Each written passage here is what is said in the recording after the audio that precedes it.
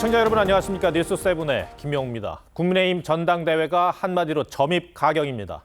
며칠 전 불거진 김건희 여사 문자 논란이 당 일각의 한동훈 후보에 대한 사퇴 요구 움직임으로까지 번졌습니다.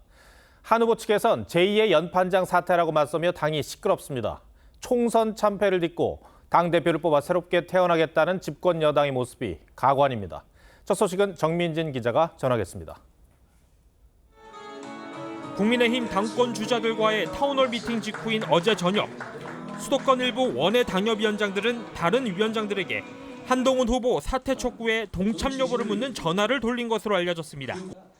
한 후보가 타운홀 미팅에서 김건희 여사 문자 논란에 대해 당무 개입이라고 한 걸 문제 삼은 걸로 전해졌습니다. 일종의 당무 개입이자 전당대회 개입이라고도 생각할 수도 있거든요. 지금 우리가 이런 거 할 때입니까? 이들 원외위원장들의 촉구에 수십 명이 동참 의사를 밝혔고 이들 중 일부가 참여해 오늘 오후 한 후보의 사퇴를 촉구하는 기자회견을 가질 예정이었습니다. 하지만 이런 기류를 파악한 한 후보 측에서 제2의 연판장 사태, 잘못하면 공멸한다고 반발하면서 회견은 무산됐습니다. 김종혁 경기 고양병 당협위원장은 파렴치한 해당 행위라고 비판했는데 원희룡 후보 측에선 특정 후보에 대한 지지를 할 수 없도록 한 중립성을 망각했다는 지적이 나와 과열된 전대 분위기를 드러냈습니다. 당 선관위는 사퇴 촉구 기자회견 움직임에 대해 당내 화합을 저해하는 구태 정치의 전형이라며 단호한 대응을 경고했고 3040 세대 원외 모임인 천목회도 분열의 정치가 또다시 기생하려 한다고 우려했습니다. 대통령실은 전대 과정에 일절 개입하지 않았다며 대통령실을 선거에 끌어들이는 일이 없도록 해달라고 당부했습니다. TV조선 정민진입니다.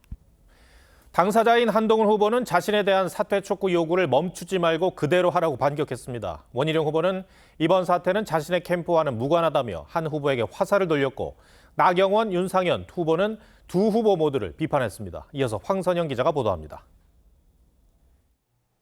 한동훈 후보는 소위 연판장 정치를 구태로 규정하면서 정면 돌파하겠다는 뜻을 분명히 했습니다. 여론이 나쁘다고 사퇴 요구 계획을 취소하지 말고 그냥 하길 바란다고 했고 김건희 여사의 사과 의지를 막아 총선에서 패했다는 주장도 일축했습니다. 저 때문에 사과 안 했다? 그게 무슨 말이지? 저는 사과를 가장 강하게 요구한 사람인데요. 그런데 결과적으로 사과가 이루어지지 않았고 원희룡 후보는 소위 제2의 연판장 사태는 자신의 캠프와 무관하다며 선을 그었고 당시 연판장 주동자들이 특정 캠프의 핵심 멤버가 아니냐고 했습니다.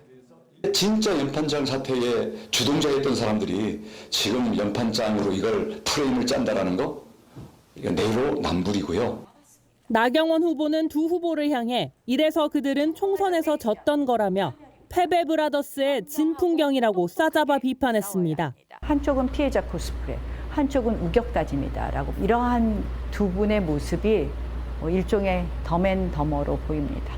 윤상현 후보는 한동훈 대 원희룡 구도로 가면 안 된다고 경고한 일들이 현실로 나타나고 있다고 지적했습니다. 두 분 모두 당이 개멸적 참패를 당하고 국민들로부터 외면을 받게 된 데 책임이 있다는 것을 꼭 느끼셔야 합니다. 내일부터 시작되는 합동연설회와 TV토론회에서도 김건희 여사 문자와 소위 연판장 논란이 집중 거론될 전망입니다. TV조선 황선영입니다. 네, 민주당이 검사 탄핵을 추진하면서 제1야당과 검찰의 충돌 양상이 간단해 보이지 않습니다. 우선 검찰이 이재명 전 대표와 부인 김혜경 씨에게 소환을 통보했습니다. 이 전 대표의 경기지사 시절 법인카드 유용 의혹과 관련해서입니다. 민주당은 정부와 검찰이 또 한 번 이 전 대표를 희생제물로 삼아 국면 전환 쇼를 벌이고 있다고 거세게 반발했습니다. 검찰은 통상의 수사 절차라는 입장을 내놓았습니다. 먼저 최원희 기자입니다. 이재명 전 대표가 경기지사 시절 부인인 김혜경 씨의 법인카드 유용을 묵인했다는 의혹에 대한 검찰 수사는 지난해 10월부터 본격화됐습니다. 법인카드 관련 의혹은 전 경기도청 공무원인 조명현 씨가 폭로하면서 수면 위로 드러났고 권익위로부터 사건을 넘겨받아 수사를 해오던 검찰은 지난 4일 이 전 대표와 김 씨에게 출석을 통보했습니다. 이재명 당시 지사가 잘못했던 내용에 대해서 제가 고발하고 그 내용이 지금 진행된 걸로 알고 있습니다. 민주당은 지난 2일 검사 탄핵안이 발의된 직후이자 해병대원 특검법이 본회의를 통과한 날 소환을 통보했다면서 정권 수호를 위한 방탄 수사를 중단하라고 주장했습니다. 경찰이 이미 2년 전 이 전 대표를 불송치했던 사건이라며 국면 전환 쇼라고도 했습니다. 윤석열 대통령과 검찰이 궁지에 몰리자 이재명 전 대표에 대한 수사로 국면을 전환하고 위기를 탈출해 보겠다는 비겁하고 무도한 습성을 다시 드러낸 것입니다. 이에 대해 검찰은 형사소송법에 근거한 통상의 절차라는 입장을 밝혔습니다. 그러면서 당사자의 진술을 듣고 소명할 기회를 주는 차원이라며 증거와 법리에 따라 사건을 처분할 것이라고 했습니다. TV조선 표현입니다. 민주당이 반발하는 것처럼 검찰 또한 비슷한 이유로 반발하고 있죠. 이 검사 탄핵과 관련해 이원석 검찰총장이 이미 3차례 공개 비판한 데 이어 이번엔 평검사가 내부망에 글을 올렸습니다. 정치적 사건을 수사한 순간 탄핵을 예약해 놓은 것과 다름없다며 민주당이 정치적 보복을 하는 것이라고 직격했습니다. 이어서 황병준 기자입니다. 김석순 의정부지검 검사는 지난 5일 민주당이 추진하는 검사 탄핵에 반발하는 글을 검찰 내부망에 올렸습니다. 김 검사는 검사들 입장에서 가장 부담스럽고 하기 싫은 수사는 정치적 사건이라며 정치적 사건을 수사한 순간 탄핵 소추를 예약해 놓은 것이라고 했습니다. 민주당은 지난 2일 검사 4명 탄핵 소추안을 발의했습니다. 모두 이재명 전 민주당 대표 수사를 맡았던 검사들이어서 검찰 내에선 이재명 방탄용 보복이란 반발이 나오고 있습니다. 김 검사는 이번 탄핵 소추에서 문제된 사건은 정치적 사건이란 공통점이 있다며 중요한 건 검사 이름을 정치인 중 누군가가 똑똑히 기억한다는 것이라고 했습니다. 앞서 이원석 검찰총장은 검사 탄핵 시도에 대해 직권 남용이자 명예훼손이라고 강하게 비판한 바 있습니다. 사법을 방해하는 것이고 그리고 절차를 방해하고 지연해서 오직 한 사람을 지키려고 하는 방탄 탄핵입니다.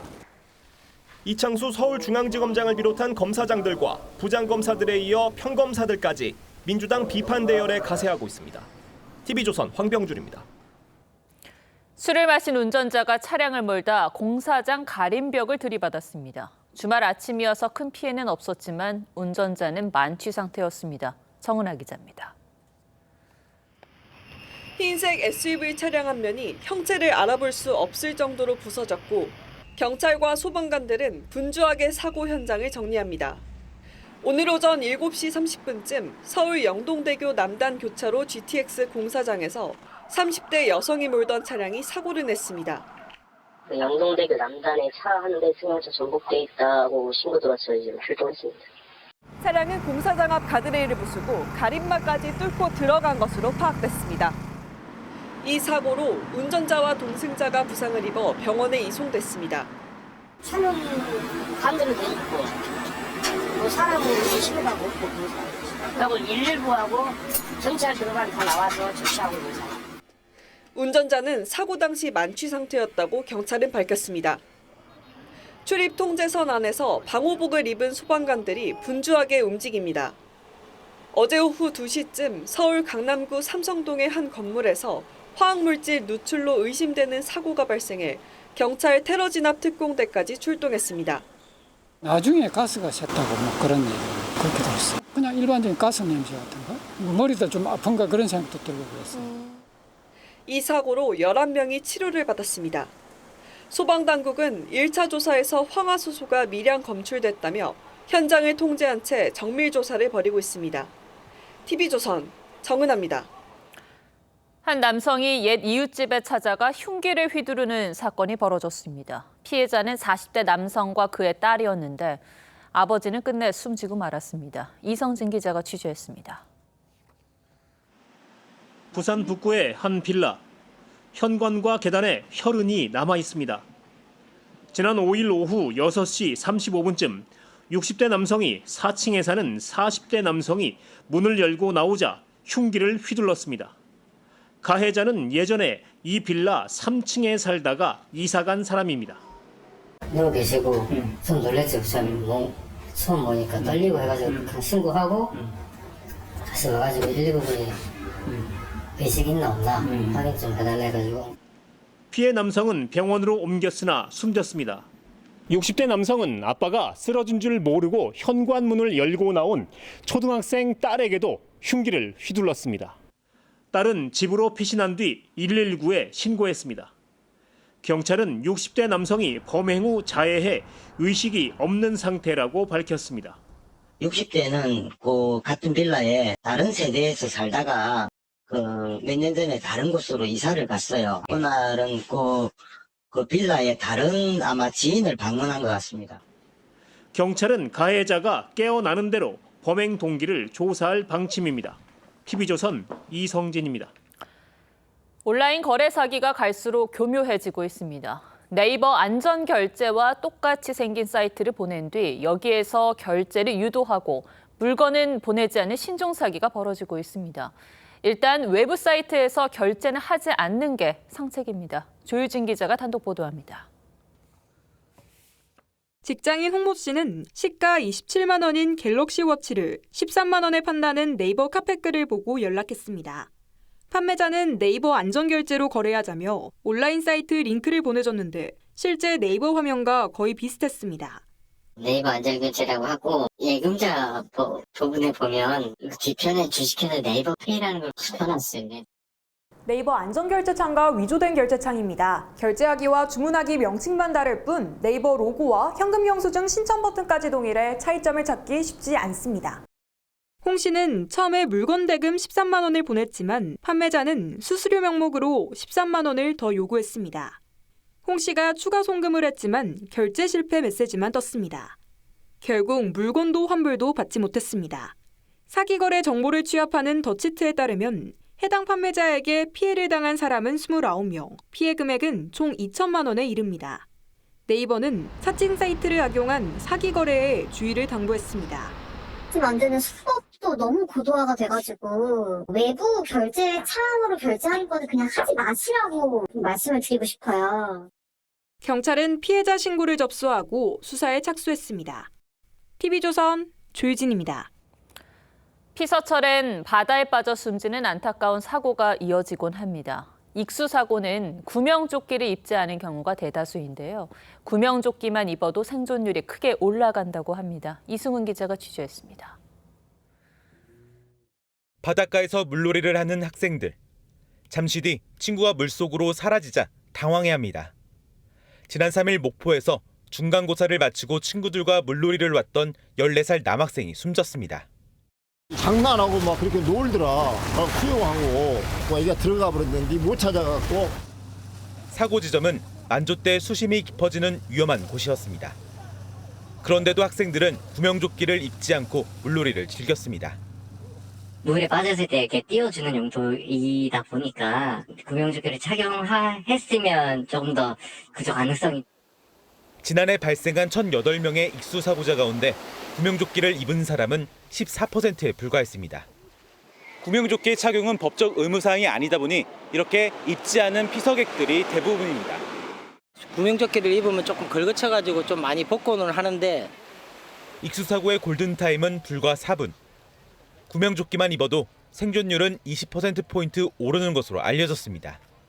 구명조끼에는 기본적으로 형광판이 부착되어 있습니다. 주야간 구분 없이 잘 구조대원이 찾을 수 있게도 도와줍니다. 해경은 피서철 물놀이 사고 예방을 위해 구명조끼 착용 생활화 캠페인을 펼치고 있습니다. TV조선 이승훈입니다.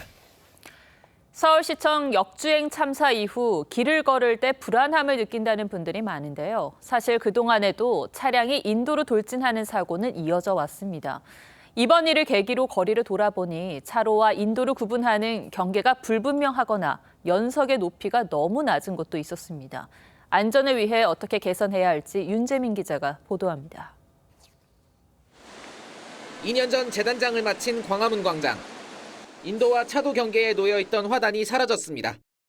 2009년 개장 직후 택시 돌진 사고가 벌어지며 안전을 위해 설치했지만 미관상 이유로 치워진 겁니다. 돌로 만든 화단을 치우고 간이 울타리를 설치했는데 이렇게 손으로도 쉽게 흔들립니다. 차량으로부터 보행자를 보호하는 기본 구조는 연석입니다. 하지만 광화문 광장의 연석 높이는 정부가 정한 표준인 15cm에 미치지 못합니다. 차량 돌진을 막기에는 턱없이 부족한 겁니다. 뛰어놀 수 있는 공간이 바로 옆에 있는데도 불구하고 펜스가 조금 약해 보여서 좀 아이들을 지켜볼 때 조마조마하는 마음으로 지켜봤습니다. 홍대 입구도 사정은 비슷합니다. 차량의 인도 진입을 막기 위한 볼라드가 설치됐지만 간격과 재질이 제각각입니다.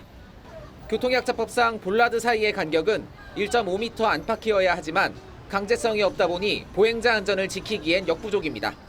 표준협회에서 나오는 도로공사의 기준이 있습니다만은 이게 이제 정확하게 표준화되어 있지 않기 때문에 우왕좌왕하고 있는 그런 상황이죠. 미국과 유럽은 광장 등 사람이 많은 곳에 방어벽과 구조물을 세우는 등 보행자 보호를 위한 안전 조치를 강화하고 있습니다. TV조선 윤재민입니다. 네, 서울시청 인근 역주행 참사와 관련해 여전히 많은 의문들이 남아있고 또 새로운 논란도 나오고 있습니다. 특히 16명의 사상자를 낸 참사인데도 운전자가 받을 형량이 너무 낮다는 얘기가 나오는데요. 이 문제를 사회부 박한솔 기자와 따져보겠습니다. 자, 박 기자, 아직 수사 초기인데 벌써 가해 운전자의 형량을 예측할 수 있는 겁니까? 네, 법적으로는 최대 5년형이라는 게 법조계의 중론입니다. 가해 운전자 차모 씨에겐 교통사고 처리 특례법상 업무상 과실치사상 혐의가 적용되는데 이 혐의의 최대 형량은 금고 5년입니다. 대법원의 양형 기준은 징역 8개월에서 2년이고 가중 처벌을 해도 많아야 3년을 더하도록 권고합니다. 9명의 무고한 생명을 앗아간 사고인 만큼 더 중형을 선고해야 한다는 주장도 있지만 법을 고치거나 양형 기준을 고치지 않는 한 불가능한 겁니다. 그렇군요. 운전자는 급발진을 주장하고 있잖아요. 이건 양형에 어떤 영향을 미칩니까? 만약 급발진이 인정되면 차 씨의 처벌 수위에 영향을 미치게 됩니다. 다만 우리 법원이 급발진을 인정한 예는 매우 드뭅니다. 게다가 현재까지 드러난 정황을 보면 급발진 가능성은 낮다는 게 수사당국의 판단인데요. 저희가 입수한 사고 직전 영상을 봐도 마찬가지입니다. 가해 차량이 호텔 주차장을 빠져나올 때 스치듯 지나간 시내버스의 블랙박스 영상인데요. 가해 차량은 호텔을 나설 때부터 가속하며 역주행길로 들어섰습니다. 전문가는 컴퓨터 프로그램에 입력한 결과 당시 시속이 50km를 넘었고 피해자들을 덮칠 당시엔 무려 100km를 넘는다고 분석했습니다. 그 호텔 앞에 교차로에서는 한 52km 정도 산출이 됐고 건물 CCTV에서 통과하는 속도를 해봤더니 103km 정도가 산출이 됐습니다. 그래서 경찰도 사고 차량의 블랙박스 분석 결과 등을 토대로 급발진은 운전자의 주장일 뿐이란 입장입니다. 네, 만약 급발진이 아닌 운전 부주의로 판명이 나더라도 혹시 이 형량이 5년형보다 낮아질 가능성도 있습니까? 네, 피해자들과 합의하면 처벌 수위는 더 낮아질 수 있습니다. 2023년 3월 전북 순창에서 트럭 운전기사가 엑셀과 브레이크를 헷갈려 70대 노인 4명을 사망에 이르게 한 사고가 있었습니다. 1심에서는 금고 4년형이 선고됐지만 2심 법원은 가해자가 피해자들과 합의했고 유족들도 선처를 탄원했다며 금고 3년, 집행유예 5년으로 감형한 바 있습니다. 침해 정도가 크기 때문에 4년형을 선고했는데 2심에서는 합의한 거에 대해서 집행유예가 선고됐더라고요. 하지만 미국 텍사스주는 피해자 수에 따라 형량을 결정하는데 운전자 과실로 8명의 사망자를 낸 사고 운전자에게 징역 60년형을 선고한 경우도 있습니다.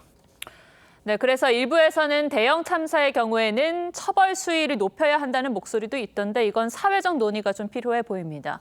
자, 사실 피해자 측에는 어떤 말과 또 어떤 물질로도 다 위로가 되지는 않겠지만 보상은 제대로 이루어져야 할 텐데요. 급발진이어도 보험사가 배상을 합니까? 네, 가해 운전자의 보험사는 피해자들에게 최대한 빨리 보험금을 지급할 것이라고 밝혔습니다. 피해자분들하고 얼마가 됐든 빨리 이제 합의를 해가지고 신속하게 이제 보상을 처리해 드리는 게 우선이고요.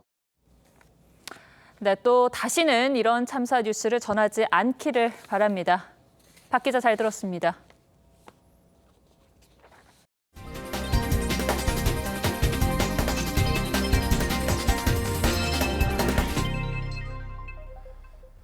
네, 대한민국 축구 대표팀 감독 선임과 관련해 우여곡절이 많았는데 새 사령탑으로 홍명보 울산 감독이 선임됐습니다. 클린스만 감독 사퇴 이후 5개월 만입니다. 돌고 돌아 국내 스타 축구 선수 출신 감독으로 결정되는 과정이 긴박했다고 합니다. 성민혁 기자가 취재했습니다.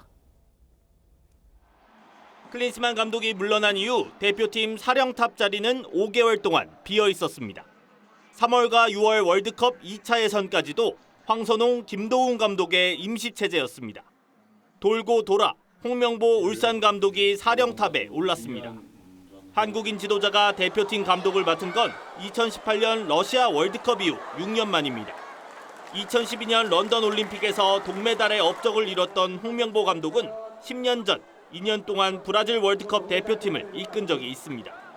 대한축구협회는 축구팬들의 높은 기대에 부응하기 위해 외국인 지도자를 1순위 영입 대상으로 삼고 추진해 왔습니다. 최종 후보에도 홍명보 감독 외에 외국인인 다비드 바그너와 거스 포옙 감독 등이 있었는데 화상 면접과 직접 면접 과정까지 모두 거쳤지만 축구협회의 최종 결론은 홍명보 감독이었습니다. 영입 과정은 생각보다 오래 걸렸습니다. 홍 감독은 자신이 하마평에 오르자 소속팀 울산을 이유로 고사한 바 있고 최근에는 정혜성 전력강화위원장의 사퇴와 맞물려 협회와 날을 세우기도 했습니다. 하지만 협회는 다시 한번 홍 감독을 설득했습니다. 이임생 이사가 이틀 전 홍 감독 집 앞에서 기다리는 등 삼고초려했다는 영입 뒷얘기까지 밝혔습니다. 홍명보 감독은 최소 북중미 월드컵까지 대표팀을 이끌 것으로 보입니다. TV조선 성민혁입니다.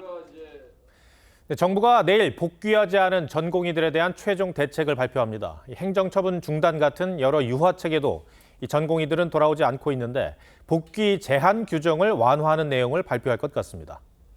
증원의대들의 2025학년도 입시도 내일부터 본격 시작됩니다. 신경희 기자가 취재했습니다. 전공의들이 병원을 떠난 지 5달째. 정부가 한 달 전 전공의들에 대한 각종 행정처분을 중단했지만 복귀한 전공의들은 채 100명이 되지 않습니다. 이에 복지부는 내일 미복귀 전공의들에 대한 최종 대책을 발표할 예정입니다. 중대본 브리핑을 장관님이 한동안 안 하셨잖아요. 중요한 내용 발표가 있다라는 거는 뭐 다들 예측할 수 있겠죠. 전공의들에 대한 추가 유인책으로는 사직 후 1년 내 복귀 금지 제한 규정을 완화하는 방안을 검토 중입니다. 현재는 사직한 전공의는 1년 안에 같은 과목 같은 연차로는 돌아올 수 없는데 이걸 수정해 9월 전공의 추가 모집에 응시할 수 있도록 해주겠다는 겁니다. 하지만 내일 대책이 복귀로 이어질지는 미지수입니다. 전공의들은 여전히 증원 원점 재검토를 요구하고 있는 데다 사직 시점도 퇴직금이나 법적 책임 등을 고려해 행정명령을 철회한 6월이 아닌 사직서를 제출한 2월로 당겨줄 것을 주장하고 있습니다. 초지 일관되게 전공의 선생님들에 대한 그런 부당하다고 생각하고 있죠. 애초에 내려진 명령이나 뭐 이런 거, 뭐 사직 수리 금지. 이런 가운데 정원이 대폭 늘어난 2025학년도 의대 입시가 내일부터 본격 시작돼 12개 대학이 재외국민과 외국인 특별 전형으로 모두 29명을 선발할 예정입니다. TV조선 신경입니다. 네, 7조 8천억 원이 투입되는 우리 군의 첫 국산 구축함 KDDX의 사업권을 놓고 현대와 한화 사이에 잡음이 끊이지 않고 있습니다. 한화 측은 경쟁 입찰을 하자는 입장이지만 현대 측은 기본 설계를 맡은 자신들이 사업을 맡아야 한다고 주장합니다. 조덕현 기자가 보도합니다. 2036년 취역을 목표로 한 미니 이지스함 KDDX. 한화오션이 함정 초안을 그리는 개념 설계를 수행했고 HD 현대중공업이 지난해 말 무기 체계를 구체화한 기본 설계를 완료했습니다. 총 6척이 건조될 예정인데요. 한국 해상 군력의 국산화 기술로 건조합니다. 이제 남은 건 사업의 핵심인 상세 설계와 선도함 건조를 맡을 조선소를 어떤 방식으로 선정하느냐인데 이를 두고 한화와 HD현대 간 갈등이 커지고 있습니다.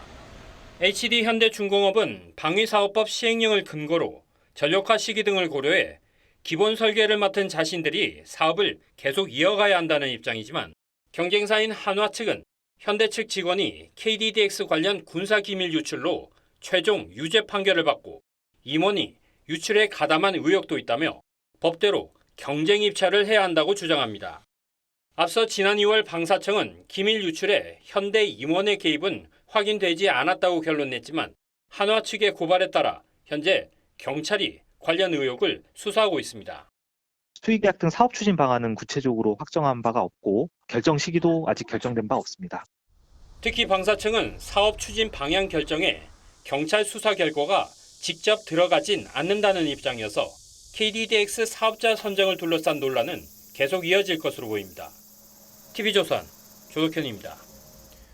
네, 미국 대선을 몇 달 안 남기고 바이든 대통령이 위기라는 소식 자주 전해드렸습니다. 이 첫 TV 토론 뒤 바이든 대통령이 국정을 운영할 수 있는 건강 상태냐는 의구심이 걷잡을 수 없이 커졌습니다. 여론뿐 아니라 민주당 내부에서조차 싸늘한 분위기입니다. 바이든의 최대 적은 트럼프가 아닌 나이라는 말이 나올 정도입니다. 오늘은 서영일 기자가 바이든을 괴롭히는 고령 리스크에 포커스를 맞췄습니다. 두 주먹을 불끈 쥐고 등장한 조 바이든. 발언에 끼어드는 트럼프 당시 대통령에게 주의를 줍니다. Will you shut up, man? Listen, who is on your list, Joe? This is on your list. Gentlemen, I think we've ended this. He's going to pack the court. 4년 뒤 다시 만난 두 사람은 완전히 다른 모습이었습니다. 바이든은 힘없는 목소리에 줄곧 말을 더듬었고 트럼프는 허점을 놓치지 않았습니다. I really don't know what he said at the end of that sentence. I don't think he knows what he said either. 토론 참패 이후 뒤이어 나온 말실수까지 겹치며 상황은 더욱 악화했습니다. Well, I'm proud to be, as I said, the first vice president, first black woman, served with a black president. 인터뷰가 사전 조율된 질문들로 진행됐다는 사실이 알려지자 후보 사퇴론에 더욱 불이 붙었습니다. The questions were sent to me for approval. I approved them. 바이든의 고령 리스크는 어제 오늘 일이 아닙니다. 전용기를 타고 오를 때 휘청거리기 일쑤였고 행사장에선 허공에 악수하거나 혼자 돌아서기도 했습니다. 잊을만 하면 불거지는 논란에 지지자들 사이에서도 우려가 나옵니다. Best presidents we've had in the last century. Seeing him walk on stage and seeing his general demeanor, he's not Joe that he was 4 years ago. Those pauses that he kept having, that's not just a mistake, that's old age. 당에도 측근들이 하나둘 돌아섰고 사퇴 연판장까지 돌고 있습니다. 그럼에도 바이든의 완주 의지는 강합니다. I mean, if the Lord Almighty came down and said, Joe, get out of the race, I'll get out of the race. The Lord Almighty's not coming down. 나이라는 최대적을 넘어설 수 있을지 바이든의 대선 가도에 비상등이 켜졌습니다. 뉴스7 포커스입니다. 미국에서 불볕 더위 속 차 안에 아이들을 방치한 비정한 엄마가 체포됐습니다. 생후 1개월 된 아이가 숨쉬기조차 힘든 뜨거운 차 속에 1시간가량 갇혀 있었습니다. 어쩌다 이런 일이 벌어진 건지 황정민 기자가 보도합니다. 차량 운전석에서 어린아이가 숨을 헐떡이다 울음을 터뜨립니다. Okay, you need some water? No water? It's okay. 그보다 더 어린 여자아이는 땀에 흠뻑 젖은 채 앉아 있습니다. 뜨거운 차 안에 1시간 가까이 방치된 건 이들뿐만이 아니었습니다. Oh my God. There's a baby back here. 아이들 엄마인 33살 여성은 인근 상점에서 쇼핑을 하고 있었습니다. 당시 샌안토니오의 기온은 37도까지 올랐는데 땡볕 아래 차량 내부 온도는 훨씬 더 높았을 걸로 추정됩니다. 다행히 차량 문이 잠겨 있지 않아 모두 발견 직후 신속히 구조됐습니다. That I was there at the right time. I feel like it was God sent. 경찰은 현장에서 여성을 체포하고 아동 유기 혐의 등으로 기소했습니다. 최근 미국에선 부모의 방심으로 어린아이가 뜨거운 차에 홀로 남겨져 숨지는 사고가 잇따라 일어났습니다. Always take precautions, try to remember where your kids are. 지난해 미국에서 이렇게 어린이 30명이 숨졌고 올해도 벌써 7명이 사망한 것으로 집계됐습니다. TV조선 황정민입니다. 비가 내리지 않으면 끈적끈적한 무더위가 기승입니다. 내일부터는 전국 대부분 지역에 장맛비가 다시 내릴 전망인데 수도권에는 모레까지 120mm의 폭우가 예상됩니다. 김태준 기자입니다. 경남 밀양 호박소 계곡입니다. 피서객들이 계곡물에 몸을 담그고 스노클링을 하며 더위를 식힙니다. 너무 더워가지고 이제 일요일이고 해서 왔는데 계곡에 들어가니까 너무 시원하고 좋은 것 같아요. 충청과 전북 북부를 중심으로 산발적으로 내리던 비는 오후 들어 그치면서 무더위가 기승을 부렸습니다.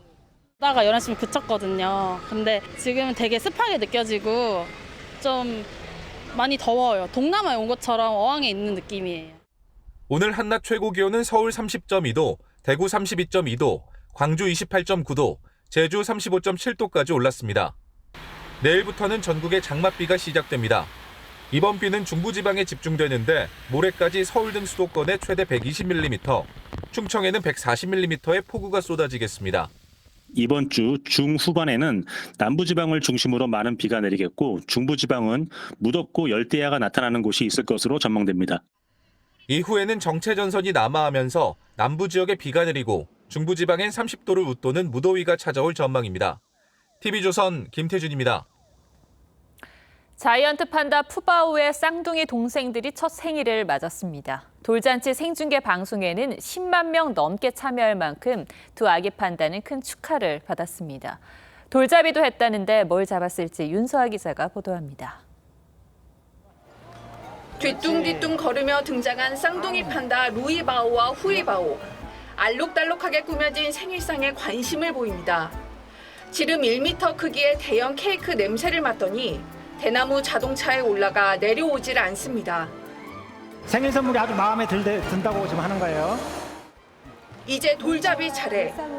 돌상엔 사육사들이 직접 만든 붓과 판사봉, 공, 마이크, 아령 등 5개의 대나무 물품이 올려졌는데 차분한 언니 루이바오는 건강을 상징하는 아령을, 호기심 많은 동생 후이바오는 인기를 뜻하는 마이크를 잡았습니다.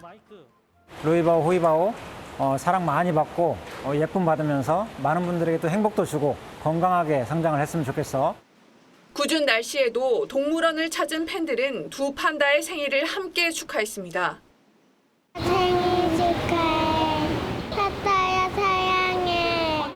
앞으로도 지금처럼 행복하고 건강한 선생이 되길 옆에서 계속 지켜보고 응원할게요. 직접 방문하지 못한 팬들을 위해 생방송 중계도 진행됐습니다. 팬더 쌍둥이의 첫 돌잔치를 다룬 인터넷 라이브 영상은 15만 명이 시청할 정도로 폭발적인 인기를 끌었습니다.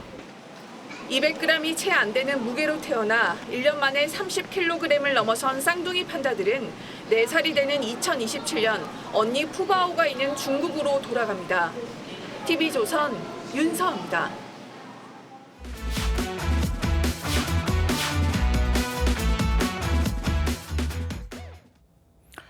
고물가 시대에 1인 가구까지 늘면서 요즘 과일을 소분해서 파는 조각과일 찾는 분들 많습니다. 그런데 이 잘라놓은 과일, 과연 신선할까요? 현명한 소비 정보를 전해드리는 똑똑한 소비 리포트, 똑소리에서 조각과일의 신선도를 알아봤습니다. 주재용 기자입니다. 과일 코너 한켠에 진열된 조각과일들. 먹을 양만큼만 살 수 있는 데다 껍질 까는 수고도 덜 수 있어 인기입니다. 여름에 한 통 이렇게 들고 가면은 무겁고 커팅돼 있는 건 집에 가서 바로 먹을 수 있으니까 보통 그렇게 사 먹는 편이에요. 이렇게 잘라서 파는 과일 과연 신선할까? 먼저 실온에서 수박과 멜론을 통과일로 두었을 때와 조각과일로 두었을 때 어떻게 변하는지 살펴봤습니다. 6시간이 지나자 조각 수박은 물러지며 물이 생깁니다. 멜론도 겉면이 말라가며 거뭇거뭇해집니다. 이틀째, 수박은 흰색 곰팡이로 뒤덮였고 갈색으로 변한 멜론에선 쉰내가 진동합니다.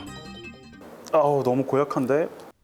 같은 기간 실온 보관한 통과일을 잘라보니 큰 변화가 보이지 않습니다. 과일은 껍질을 벗기면 폴리페놀 옥시데이즈라는 물질이 생기는데 산소와 만나면 산화 과정을 일으켜 빠르게 변질됩니다. 껍질을 깎아서 이제 표면적이 더 많이 노출이 되면 산패되는 속도는 훨씬 더 빨라지거든요. 이제 칼이라든지 금속이 가미하게 되면 금속은 보통 산패를 더 빠르게 촉진하는 역할을 해요. 냉장 보관은 어떨까? 시중에 파는 조각과일의 평균 유통기한은 3일에서 4일. 냉장고에서 4일간 보관한 조각과일을 전문가에게 보여줬습니다. 껍질 부분은 딱딱하지만 이 부분은 당연히 물러지잖아요. 그 씨앗을 뺀 부분. 그렇다면 매장에 진열된 조각과일은 언제 자른 것일까? 조각과일은 지방에 있는 공장에서 세척과 커팅 등 총 4단계의 가공 과정을 거쳐 포장됩니다. 이후 지역별 물류센터로 보내져 저온 저장고에 보관하다 각 점포에 입고됩니다. 잘라진 뒤 진열되기까지 평균 하루 이상이 걸립니다. 유통될 때 이런 오염도 측정을 하지 않고 그냥 판매가 되는 거니까 일단 공장에서 나가고 난 이후부터 사실 이런 쪽에 대한 규제가 좀 마련이 되어져야 돼요. 고물가 속에 지난달 대형마트의 조각과일 매출은 1년 전에 비해 평균 150% 껑충 뛰었지만 상했다, 변질됐다는 비판 후기도 크게 늘었습니다. 실용적이라는 조각과일, 신선함도 소비자가 원하는 부분입니다. TV조선 똑소리였습니다. 네, 지난달 중순 푸틴 러시아 대통령의 방북 이후 북한이 러시아와 경제적으로도 한껏 밀착하는 모습입니다. 8년 전 김정은 위원장이 직접 설립을 지시했던 비누 공장이 최근 러시아 진출을 준비 중이라고 합니다. 차정승 기자 리포트 전해드리고 뉴스야 이어가겠습니다. 평양의 금강산으로 불리는 용악산에서 생산한 물비누입니다. 친환경 소재로 만들었다며 세정 효과까지 뛰어나다고 홍보합니다. 각종 비루스를 막는데 우리가 개발한 손소독젤과 소독수는 살균 효과가 높습니다.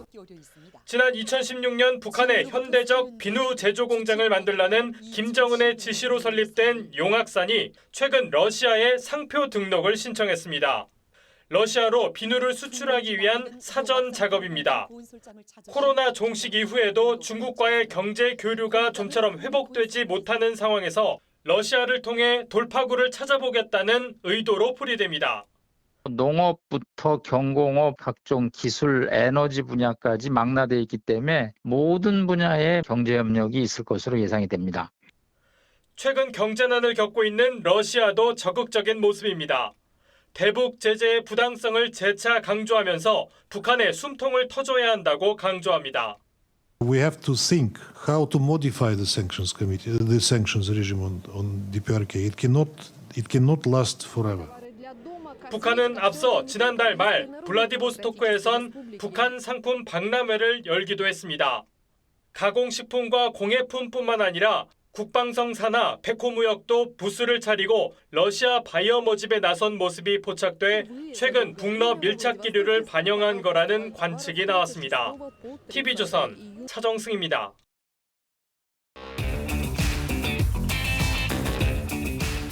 뉴스야 시작합니다. 청취부 이채림 기자 나와 있습니다. 첫 번째 물음표 볼까요? 네, 첫 번째 물음표는 연판장 그때와 지금은 다르다입니다. 예. 앞서서 저희가 한동훈 후보를 겨냥한 관련 움직임들 보도를 해드렸었는데 한 후보 측에서는 이번 상황을 제2의 연판장 사태라고 표현을 하더라고요. 맞습니다. 어제 오늘 일부 원외 당협위원장들의 움직임에 대해서 지난해 전당대회를 앞두고 나경원 후보의 출마를 막기 위해 초선 의원들이 연판장을 돌렸던 상황이 떠올려진다고 했는데요. 그런데 정작 이 연판장 사태의 당사자이면서 이번 당권 주자인 나 후보 측은 지난해 상황과는 결이 다르다면서 불편한 심경을 드러냈습니다. 그러니까 한 후보에 대한 연판장 움직임이 무산됐기 때문에 그래서 다르다는 겁니까? 네, 그것뿐만 아니라 전반적인 상황이 다르다는 건데요. 지난해 1월에 전당대회를 2달여 앞두고 벌어진 상황부터 좀 짚어보겠습니다. 나 후보가 제시한 저출산 극복 방안에 대해서 대통령실에서 정부 기조와 상당한 차이가 있다고 공개 반박하면서 결국 나 후보가 저출산 고령사회위원회 부위원장직에서 물러났는데요. 그 과정에서 윤석열 대통령의 진위가 아닐 거고 소통 문제가 있을 거다 이렇게 말한 게 발단이 됐습니다. 윤 정부 성공을 위한 친윤이 되어야 하는데 지금 자꾸만 그들끼리의 친윤, 배제하는 친윤으로는 성공하기 어렵다. 당시 나 후보는 국민의힘 당권 도전이 유력했는데 일부 초선 의원들이 이 발언을 문제 삼으면서 대통령과 참모를 갈라치면서 당내 갈등을 부추겼으니까 사과하라 이런 내용의 연판장을 돌렸는데요. 이 초선 의원 63명 가운데 50명이 이름을 올렸습니다. 나 후보 측은 당시 나 후보는 계파가 없어서 당했다면서 한 후보는 지금 친한이라는 당내 거대 계파를 만들고 있지 않냐 이렇게 말을 했습니다. 그러니까 나 후보는 본인은 계파가 없지만 한 후보는 이제 유력 주자로서 그러니까 따르는 사람들이 많다 이런 얘기를 하는 겁니까? 그렇습니다. 나 후보 측은 특히 이 한 후보가 이 연판장에 당시 이름을 올렸던 초선 의원들이 한 후보를 돕고 있는 것 이런 걸 거론하면서 지난 학폭 가해자들이 피해자에게 왜 지금 학폭 문제를 해결하지 않냐고 묻는 상황이다 이렇게 주장을 하기도 했습니다. 누가 가해자고 누가 피해자인지는 모르겠습니다만 이게 도대체 왜 이 전당대회를 앞두고는 항상 이런 일이 반복되는 겁니까? 네, 이번 일에 대해서 각 후보들의 입장이 다르긴 합니다만은 대체적으로 당 주류 측에서 경쟁 후보를 배제시키려는 움직임으로 보는 시각이 많습니다. 지난해 연판장 사태 이후에 나경원 후보는 전당대회 출마 자체가 좌절이 됐었죠. 그동안 전당대회에서 상대 후보를 떨어뜨리기 위한 움직임은 있어 왔지만 특정 계파의 물밑 움직임이 오늘 당 선관위가 지적한 것처럼 줄 세우기 행태로 비치면서 진흙탕 싸움으로 변질되고 있다는 우려가 커지는 분위기입니다. 네, 알겠습니다. 첫 번째 물음표 정리해 주시죠. 네, 오늘 첫 번째 물음표 연판장 그때와 지금은 다르다의 느낌표는 빈대 잡다 초가 삼간 태운다로 하겠습니다. 네. 작은 일을 쫓다가 큰 일을 그르친다 뭐 이런 의미죠. 이 전당대회 주자들 출사표를 던질 때만 해도 거대 야당에 맞서서 힘 있는 여당을 이끌겠다 이런 포부를 밝혔었는데 이렇게 한 달간 내부 싸움만 벌이다간 야당에 맞서기는커녕 국민들의 지지까지 이를 공산이 커 보입니다. 네, 두 번째 물음표는 뭡니까? 네, 두 번째 물음표는 더 독해진 방송 3법입니다. 해병대원 특검법도 그랬는데 이 방송 3법 개정안 이도 내용이 더 세졌다 이런 얘기입니까? 맞습니다. 이 방송 3법은요, 공영방송의 지배구조를 바꾸는 내용을 핵심으로 하고 있는데요. 민주당이 이번 달 중에 처리를 공언하고 있습니다. 이미 21대 국회에서 야당 단독 처리로 국회 문턱을 넘으니까 당시 윤석열 대통령이 제2요구권, 그러니까 거부권 행사로 재표결에 들어가서 최종 부결이 된 상황입니다. 이 법안의 핵심은 공영방송, KBS, MBC, EBS의 이사 정원을 늘리고 이 추천 권한도 학회와 시민단체 등으로 확대한다는 건데요. 상대적으로 야권 성향의 이사들이 많아질 수밖에 없는 구조라고 여권은 보고 있습니다. 여기에 이번 국회에서 제출된 법안에는 공영방송의 사장 임기를 보장하도록 한다 이런 내용이 추가됐습니다. 개정안 법안 내용을 보면 당연히 여당 입장에서는 받을 수가 없겠습니다. 맞습니다. 오늘 물어보니까 여당의 미디어 특위 이상희 위원장이 이 추가 조항은 공영방송 사장 알박기용이다라면서 이 공영방송을 장악하려는 야권의 의도가 더 노골화됐다고 주장을 했습니다. 이 야권 성향 이사의 숫자가 늘도록 한 뒤에 이사진에서 선임한 사장의 임기까지도 법적으로 보장해주는 내용이라는 겁니다. 대통령실은 21대 국회 당시에 방송 3법에 대한 제2요구권을 행사하면서 공영방송의 공공성 회복을 위해서 필요한 게 이사회 구성만은 아니다 이런 입장을 밝혔는데요. 이 법안 내용이 더 강화된 만큼 이번 국회에서도 여당의 필리버스터 또 야당의 강행 처리, 대통령의 거부권 행사 등 비슷한 상황이 반복될 가능성 높아 보입니다. 대통령이 거부할 것을 알면서도 계속 추진하고 있는 이유가 참 궁금합니다. 네, 보셨지만 지난주에도 민주당이 해병대원 특검법 처리 과정에서도 비슷한 모습을 보였습니다.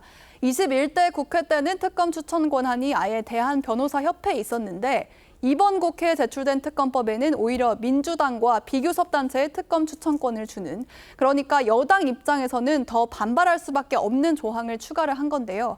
이를 두고 여권에서는 대통령의 거부권 횟수를 늘려서 불통 이미지를 강조하려는 거 아니냐 이렇게 의심을 하고 있습니다. 그러니까 타협안을 찾으려고 노력하기보다는 오히려 받아들이기 어려운 내용들로 채웠다는 겁니다. 네, 알겠습니다. 두 번째 물음표도 정리해 주시죠.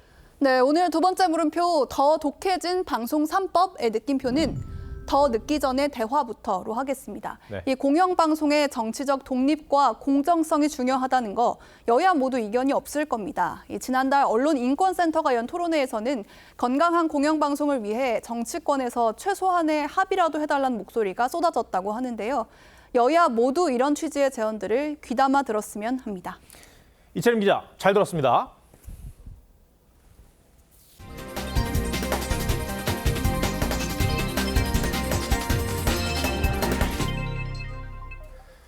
네, 세계적인 힙합 아티스트 칸예 웨스트가 다음 달 한국에서 첫 단독 공연을 합니다. 각종 논란도 많았지만 그래미상을 21번 받은 힙합 가수 내한에 팬들의 기대감이 높아지고 있습니다. 김광 기자입니다. 세계 최고 권위의 그래미상 수상만 21번입니다. 타임지 선정 가장 영향력 있는 인물 100인 중 하나. 음반 판매량은 1억 4천만 장. 21세기 가장 뛰어난 아티스트 중 하나라는 평가를 받는 카니 웨스트가 한국에서 단독 공연을 합니다. 2010년 국내 서머 페스티벌에 참여한 이래 14년 만에 한국 방문이고 단독 내한 공연은 이번이 처음입니다. 그의 음악은 어려운 환경에 대한 서사를 노래했던 2000년대 초반 제이지, 에미넴 등 당대 힙합의 주류와는 구분점이 명확했습니다. 중산층 출신인 그의 얘기는 남과 달라서 안 될 것 같았지만 남과 달라서 성공을 이뤘고 힙합의 새로운 길이라는 호평까지 이끌어냈습니다. 이후 10년이 넘게 상업적으로까지 크게 성공했습니다. 그래미상 시상식, 무대 난입 등 크고 작은 구설에다 대통령의 출마에 낙선하는 등 스타의 삶은 때로 위태로웠지만 논란에도 평단과 대중은 그의 방안에 대한 기대감을 증폭시키고 있습니다. TV조선 김관입니다.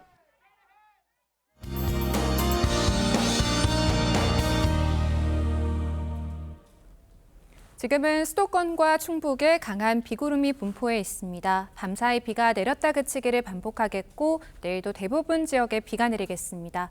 특히 아침부터 중부지방을 중심으로 시간당 30mm 안팎의 강한 비가 집중되겠고 서울과 경기 남부, 강원과 충남 서해안에는 호우특보가 발표될 수 있겠습니다.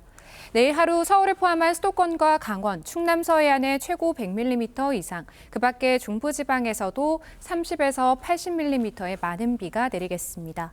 서해안과 전남 남해안, 제주도에는 초속 15m 이상의 강한 바람도 불겠습니다. 남부지방과 제주로는 폭염특보가 계속되는 가운데 오늘 밤사이에도 곳곳으로 열대야가 나타나겠고요. 한낮에는 서울이 27도, 제주도는 33도까지 오르겠습니다. 당분간 계속해서 비 소식이 이어집니다. 산사태나 시설물 점검 등 안전사고에 각별히 유의하셔야겠습니다. 날씨였습니다. 박상용 검사가 2019년 1월 울산지검에서 음주를 한 뒤 대변을 보고 화장실 세면대 등에 발라 공용물 손상죄를 범했다.